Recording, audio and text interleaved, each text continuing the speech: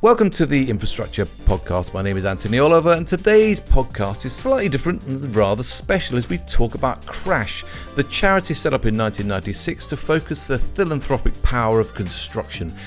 Today, with support from industry, Crash works with communities across the UK by helping homelessness charities and hospices with the specialist skills, equipment and materials needed for their vital construction projects. And that means working to help transform hostels, day centres, night shelters and move-on accommodation for homeless people across the UK. And it means working to create caring hospice environments where children and adults can spend precious time together. Now, since November 2007, Crash has been run by Chief Executive Francesca Roberts, and over that time has grown in terms of its influence and impact and truly brought the construction sector on board to help change lives across so many UK communities. But at the end of this month, after 16 and a half years in the job, she's retiring and handing over the role, and her legacy of course, to new Chief Executive Trisha Pickersgill. So I thought now was a fantastic and special moment to hear more about Crash and hear her highs and lows of the last few decades. So, Francesca, welcome to the Infrastructure Podcast. Thank you very much, Anthony. Absolutely delighted to have the opportunity to talk more about Crash. Well, let's kick off then with some basics. As I say, you've been Chief Executive of Crash for nearly 17 years. So I tried, but how do you describe the charity? Unique.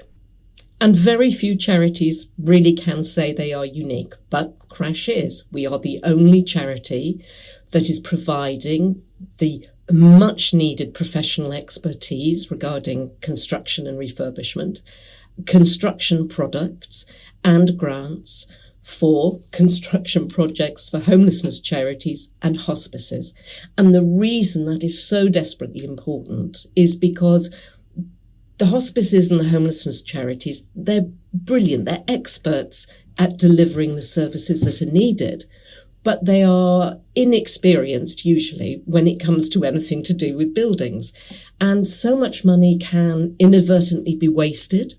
People can be taken advantage of because of that lack of knowledge. And we help those charities make really informed decisions.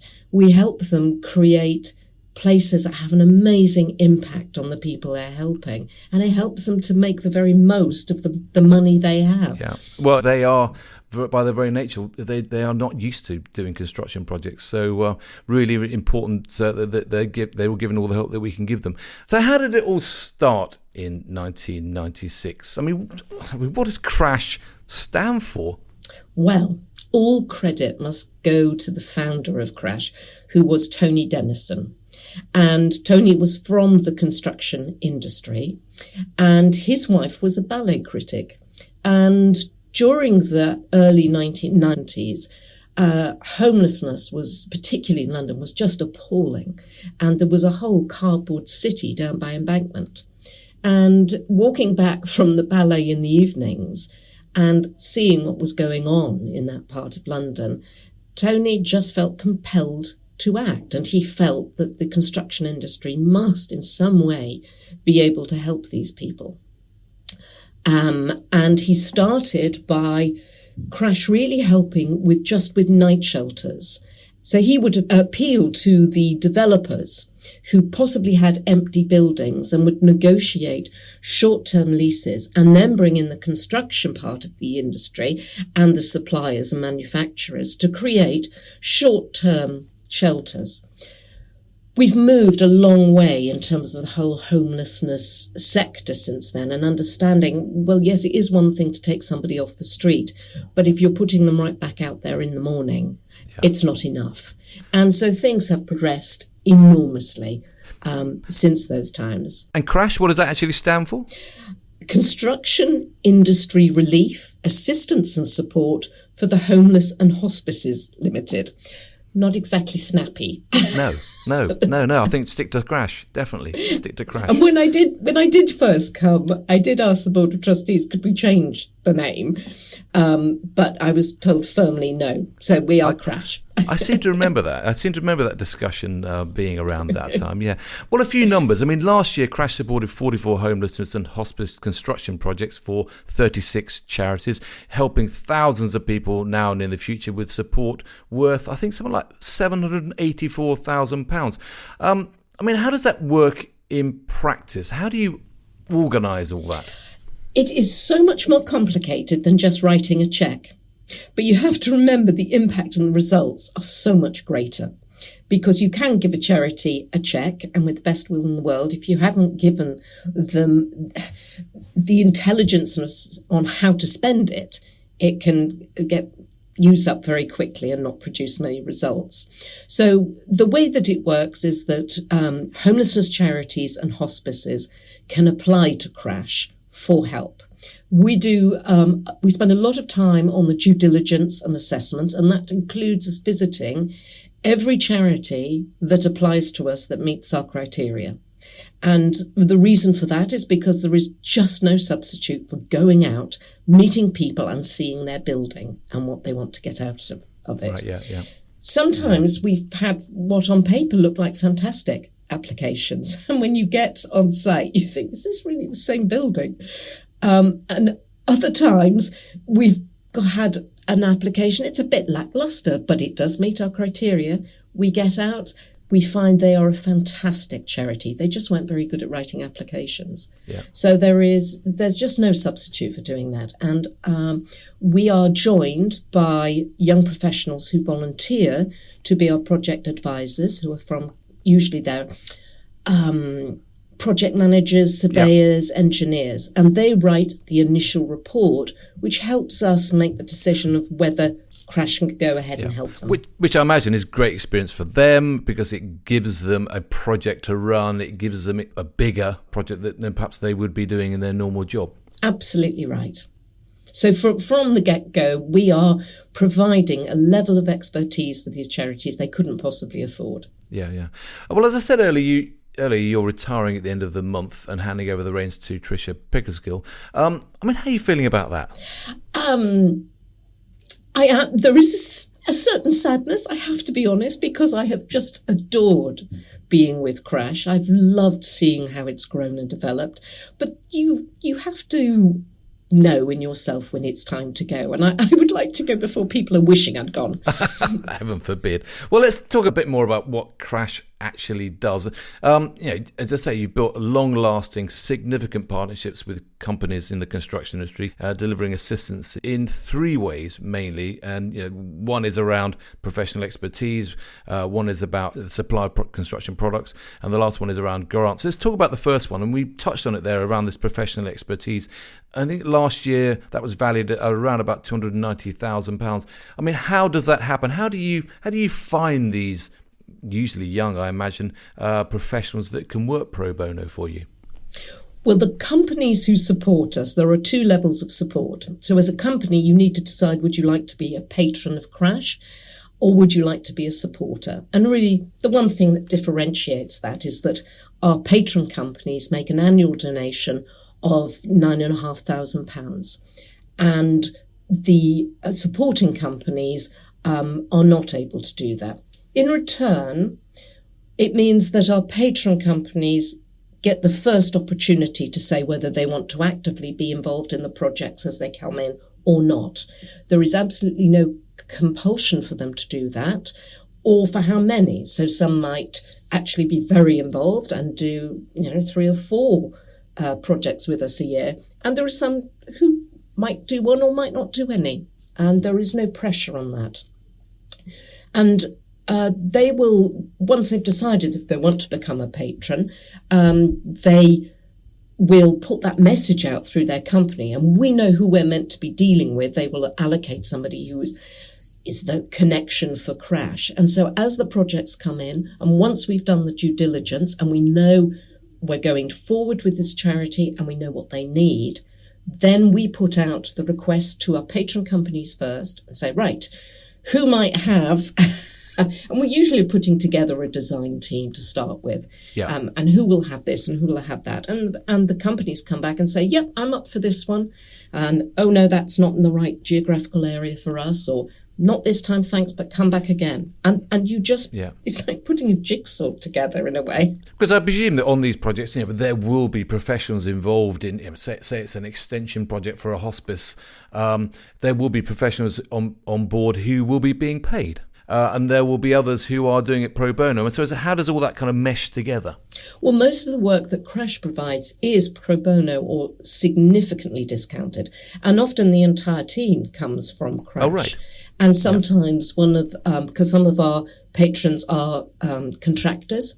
And so that's when it really takes off big time, because then we can bring in our supply chain of patrons who are manufacturers, and that's when it gets really exciting. Yeah. Yeah, well, let's talk about that next stage of it, because you help with the specification and supply of construction products, and I think last year those were worth about £57,000 according to your annual report. I presume it's more than simply collecting donations of spare bricks and timber. How does this service work? Because there are very specialist bits of stuff that are required in modern construction projects. It's not just a question of throwing it all together. Well, the specifiers are incredibly important early on in the process. I've been taught so much by these wonderful people. And so it's finding the products that are absolutely appropriate. It's an opportunity sometimes for the companies either to use their end-of-line product, but still guaranteed, or indeed if they want to showcase a new product, they can do that on one of our projects. But again, it's finding what's very best for that charity. And it's always about doing a professional job. It is not about cobbling it together. No, because that's exactly what you don't want. You don't want people to be using all the other stuff they don't want anywhere else. It's got to be top quality stuff, to make it a decent job. Yes. The final bit is you award financial grants to other organisations to help deliver construction projects. Yeah, how does it work? I think £435,000 last year. What's the criteria? Yeah. So once we have had a project properly assessed and we have had the QSs all over it, and we know that, we've got some really serious figures there that we can rely on, that is when it would go to our trustees. So we start by knowing, what is this going to cost if nobody could contribute anything? And then we start taking off the values as we know that, plasterboard's going to come in here, insulation's going to come in there, etc., etc. And we go down the list. So then we have the figure that we need to raise. The charity will then maybe have a certain amount that they've been able to fundraise, and we know what the gap is. And that's the point when it goes to our trustees. And despite our best efforts, there's usually a little bit left over that we have to do with grants. Well, yeah, this is someone's going to ask you about, because the construction industry is notorious for overspending and things not, turning out exactly how you want them to be. Do you think on your projects that you more frequently get that right? We probably do, but I have to be fair that we are dealing on projects of such a small scale compared to what the industry is normally doing. And the incredible goodwill that comes from the companies that help us. And they do want to do a professional job. It has such a human element and size about it that people just can't help themselves. They really do get involved on a human level. They go the extra mile to make sure that it is spot on because they can see the people that are going to benefit from them. Yes. So looking back over the last 16 and a half years of Crash, what projects or initiatives stand out for you as defining? I'm so glad you didn't ask me what my favourite ones are, because that's impossible. And defining, I think that, it's going back quite a long time, but we did a project in Dorset, and this is for people who were homeless due to having really severe mental health issues. And it's a farm. And this might all sound a bit hippyish, but I promise you it works. So people who go there agree to take part in the community that runs the farm. And this was an example. I saw myself, a gentleman who'd come in after complete breakdown and been sleeping rough. He could barely even take on the task of setting the tables for lunch. But they grow most of their own food. They take care of the land and the animals.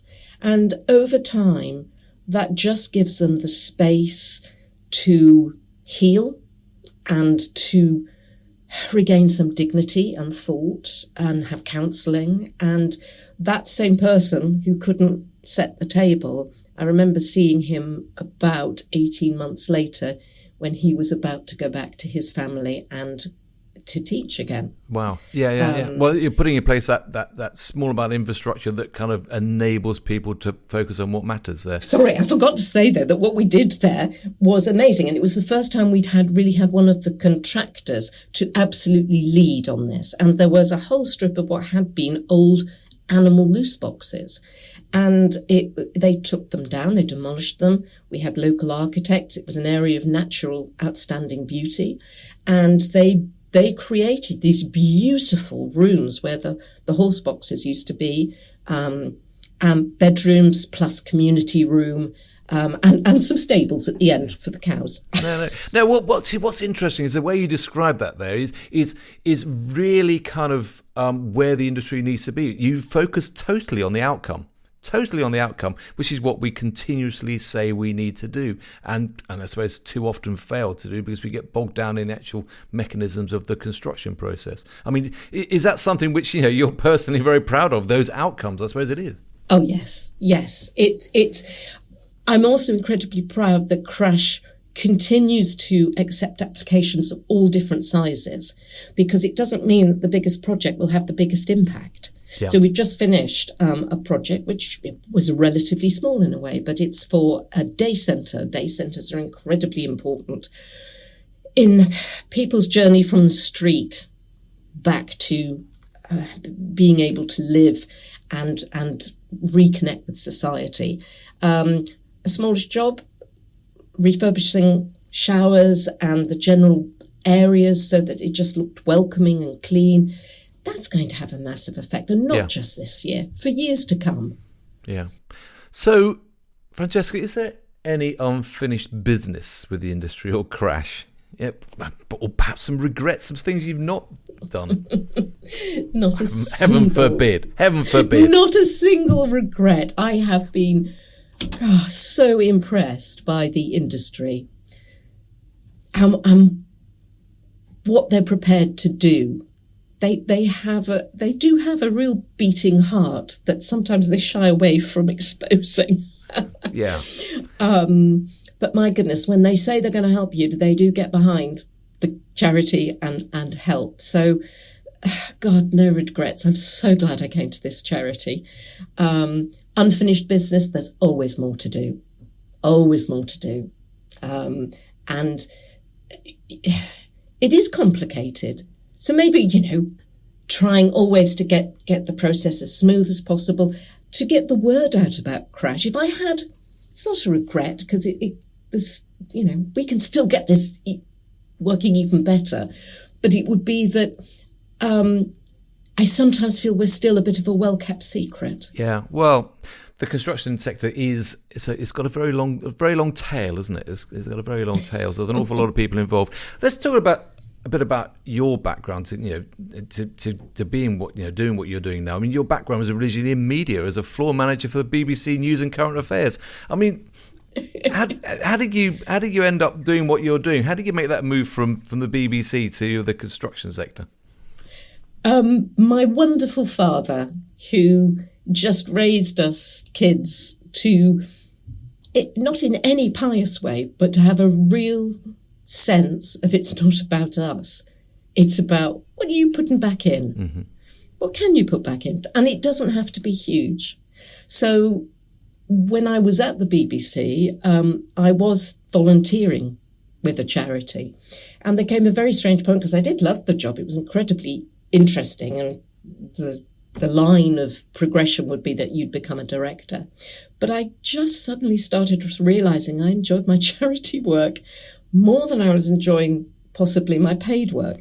And I thought about it long and hard, and everybody said I was insane and I would never earn as much, etc. And I made the jump, and I've never regretted it. I haven't earned as much, but It's been so fulfilling and so educational. I'm still learning every week. Well, you moved into the charity sector first with International Refugee Trust in 1993. What did you get up to doing? What did that teach you about working with charities? First and foremost, you should never forget that it's a business and it must be run well as a business. Right. The only difference is it's not for profit, and there is no room for woolly jumpers and biscuits. If you know what I mean. You've got to be organised and you've got to be transparent, and you shouldn't expect there to be different rules. And the most important thing to remember is you're there to serve the charity. It's not your charity. And when people make a donation, they are putting trust in you. Yeah. So you had better be working hard to make sure that you're looking after their donations and making sure they have, huge impact. Yeah, well, we'll talk a bit more about the challenges that you faced over the years with Crash. But when you first landed with the charity in construction, did you have any knowledge of the construction sector beforehand? No, not really. My grandfather was a master builder, and my great uncle was an architect, and my father was an architect, and he served with the Royal Engineers during World War II. And so yes, then you did. Your whole family's part of the construction sector. You're absolutely embedded. I can't believe you ended up at the BBC. I used to go into my father's office on a Saturday morning, and it was when architects would still hand wash, paint some of the plans. And so I used to be sat by a drawing board and given paints with a beautiful porcelain little dish to mix them, and go in the school holidays, health and safety not being what it is today, I would go out on site with him carrying the surveying poles. And I still have his beautiful leather-bound measuring tapes. So right. It must be in the blood there somewhere. It sounds like it definitely was. What do you do when you're not working it? I mean, Crash is, I imagine, a fairly all-consuming thing you've been doing for the last 16 and a half years. But what do you do when you're not at work? You're right. It is. I think any charitable work is probably pretty all-consuming, and hasn't left me a great deal of time. But I do, it's going to sound so boring, but I love to garden. I love to have things where my brain can relax a bit. And so I love to cook and I love to garden. I get a lot of enjoyment out of photography. And those are some of the things I'm looking forward to being able to do more of. Yeah, I was going to say, in the future. What are you going to spend your time doing post-Crash? I presume you're not going to sit around watching daytime TV. I mean, I remember going on the Crash sailing regatta a few times. I've never managed to get you out on a boat, so you're probably not going to do that. But now what are you going to do then? Just because nobody asked me. Oh, okay. I don't doubt I will end up doing some volunteering, but I think there is one thing I have experienced, and I don't want to fall into that category, is I think it's good to take stock for a little while, because if you're going to volunteer, be a volunteer people can rely on. Right. I'd imagine that with a fantastic network like yours in the construction sector, you won't be out of touch too long. Maybe you're going to run away. I don't know. Anyway, I hope not. What's next for Crash then? I mean, the industry's been through ups and downs over the last 16 years. I mean, what has kept a charity like Crash going when, the reality is there's been a lot of businesses in the industry who've not found it easy? Focus. That we have not pretended to be anything that we're not. So we have stuck to the objectives of the charity as registered with the Charity Commission. We haven't followed fashion because we thought maybe that would, to be brutal, raise more in donations. We know what we're good at and we have stuck at it. The only thing that we expanded into in 2015, because we knew then that we had sufficient support from the industry, that we could work with hospices as well as with homelessness charities. And if I have a bugbear, I wish charities would not deviate from their objects, or at least go and change them, the Charity Commission, before you start trying to do a bit of this and a bit of that and a bit of the other, and become a master of none of them. You need that focus to actually make sure that you're delivering to your objectives. You really do. And we stayed small. So Crash, remarkably for the figures that we have, has until recently been 4 employees. And And again, it was one of the things that attracted me to the charity was that it wasn't about building an empire. The empire exists in the industry.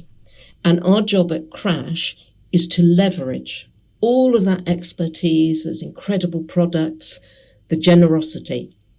It's not to become big ourselves. Outcomes. I mean, clearly Crash had a tricky time during COVID. I mean, how would you summarise that period? It was certainly a shock in that our fundraising fell off the edge of a cliff to start with because events were not happening. And yet at the same time, we were getting increased requests for help because homelessness charities and hospices had the same footprint they had to work with in terms of their buildings. But because of needing greater infection control, we're reaching out to saying, how on earth do we manage this? So our project side got even busier. Again, all credit to the industry was that they did then start rallying round us. They fairly quickly realised we didn't have the events where we were normally able to raise donations. And they were incredibly understanding and helpful. And of course, the industry was able to keep working. And people, I think the way they supported us through that was incredible. Well, the industry did a fantastic job to keep going, didn't it? Really did. And I suppose moments like that, they can break organisations or they can make them stronger. Did that happen for Crash? I think it certainly made us stronger. I mean, we had never had a policy of anyone working from home, so we certainly had to suddenly. But nobody had a laptop. Nobody. So we certainly came into the. The modern day in terms of how we can operate. That was probably our biggest challenge. But luckily, I have always believed that there has to be incredibly strong financial management of charities. Yeah. And you do have to have some decent reserves. A charity that exists hand to mouth is incredibly fragile. And it's a great shame sometimes when funders, you don't want excessive reserves in a charity. Of course you don't, but you do want to see at least 6 months. Yeah. Otherwise, you hit something like that and you will go under. Yeah. But Crash has also been blessed with a really excellent board of trustees, and they believe as strongly as I do in really good, detailed, strong governance. Yeah. Well, the cost of living crisis and the general economic downturn makes it a difficult time right now for any charity. I mean, what's the outlook for Crash? Where do you see the challenges for the new CEO? So the challenges ahead, you have to remember, I joined in 2007, so you can imagine what it was like between 2008 and 2010. So I'm not sure anything's going to be as bad as that was, but it's always important to make sure the companies recognise that this is their charity. I would hate anybody to feel that the charity was a sort of anonymous to them. Yeah. That they went, we only exist thanks to our patrons and supporters. So it's incredibly important that goes on, and that we remember and remind companies and individuals, honestly, it doesn't matter how small the help is. Mm-hmm. It's when you join all of that help together that you really can make extraordinary differences to people and their lives. And for Trisha, it will be moving forward, getting more patron companies involved, because it's so good for them. It's a charity they can be proud of and gives back to them as well as to the charities. Well, it's interesting you say it, because, I've asked you what you're proud of. What would you say the industry should be most proud of about the work that Crash has done? When we do a project, there's so many ticks on this. It's the impact on the people that's going to last for years. This isn't just, doing something for Christmas. This is going to have an incredible impact for years to come, and in many different communities across the UK. It allows their employees to get involved and to help them develop and grow. It gives them a chance to show off their fantastic skills and their products. And it allows them to give something of themselves. And maybe it's old-fashioned. I always thought that's what charity was about, giving just a little bit of yourself as well. Right. And one example, which I think is really good, is we recently did a project with a hospice, and they were able to say at the end, do you realise the money you saved us, because we have all the facts and figures on the values, is what it would cost us in a salary for a nurse for a year. So not only have you helped us to have this beautiful building, you've also put a nurse in here about the savings. Well, that gives you a very tangible impact, doesn't it? I mean, it is a very political area that you work in: homelessness, care, communities, and with the general election around the corner. I mean, could a new or a refreshed administration really help charities like Crash to deliver more of that good work? I don't think it's just about government. I think it's about voters having a good old think about how many of the services that are being delivered now by charities, should they be delivered by charities, or should they be delivered by government and councils? And if that is the case, then possibly some more thought about realistic funding to those charities who are doing that job and providing those services should be considered. Right. I knew you're going to be doing a political career next, so that's definitely what it's all about, isn't it? No, but it is. You have been at the front line of some really kind of difficult areas of society, and there is a huge amount of learning, I imagine, that you have in terms of what's happening and what isn't happening out there. Yes, and interestingly, there are a lot of discussions to be had around the funding for hospices, and indeed they've been in the news recently. But not only are those services desperately needed, but because of the pressures on the National Health Service and for people ideally not to be dying in hospital, but to be helped to either die at home or in a hospice, why wouldn't you want to support that more from a government level? Well, a final call to action then. How can listeners get involved, and how can they help Crash? How can they help Trisha drive this charity forward into this next phase of its future? Well, companies, we need you, please. So if you were a decision maker at a company, we need you to really think about becoming a patron and make that donation, which means Crash does not have to have an expensive, huge fundraising department. We have one person. And it allows you to send a signal to your employees that here is a charity that has an absolute synergy with what you do, and you have the opportunity to help. We have paid secondments. We have people able to get involved who might not be ready to get involved in a huge commercial project, but can learn so much from what we do. And just phone the office if you like to speak to people, or email us, and we can tell you exactly what's involved. And that's what would really boost us. We just, in a way, could not have too many patron companies. Brilliant. As Francesca, you're passionate right to the end, and thanks so much for joining me today to explain what Crash has been up to, but also thanks so much for everything you've been doing over the last 16 and a half years. It is a truly amazing record and some fantastic things you've done there. So it's great to hear about Crash, your work, of course, finally to hear how the industry can get involved. So thanks for joining me today on the podcast. Oh, Anthony, thank you so much. And it has been a privilege and an honour. Well, enjoy your retirement, Francesca. And do make sure that you do keep banging the drum for the construction sector and what it can do and the good outcomes it can create. So thanks very much for joining me today.